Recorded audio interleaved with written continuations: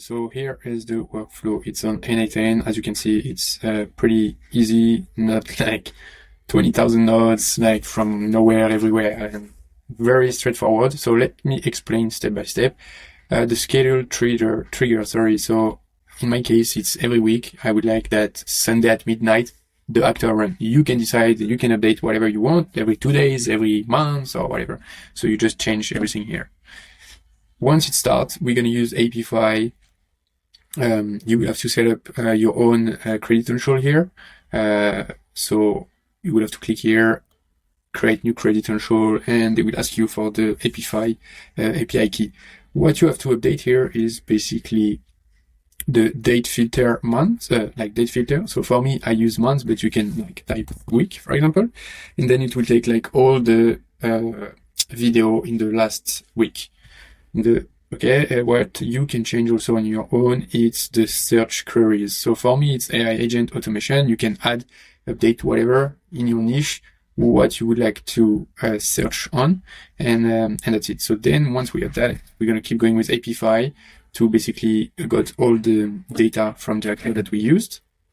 Then we are using like a sort, very easy. In my case, I would like to get the video with the biggest amount of views and also likes.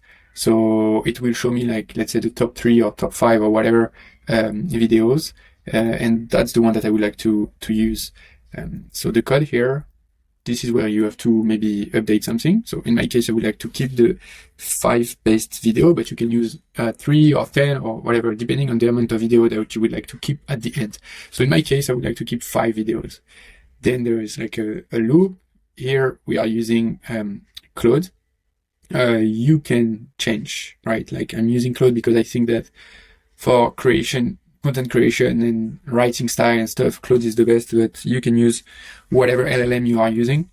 You can also update the prompt. If you would like, for example, to get a LinkedIn post ready, you can update the prompt, because at the end, this is not what we got at the end. I will show you, but you will understand. And then I send everything into Slack. You can decide also if you would like to receive everything on Slack or Telegram or email or whatever. You can just update this final node. Then we are looping on the 5, in my case, videos. So let's just execute the workflow. So right now we are using API to scrape YouTube. Okay, so here we kept the 5 best videos, the one with the biggest amount of views and likes. And here we are looping, as you can see. So we receive like 5 messages into Slack. So let's go on Slack. And yeah, here we go. So for example, let's take this one, new LinkedIn post generated.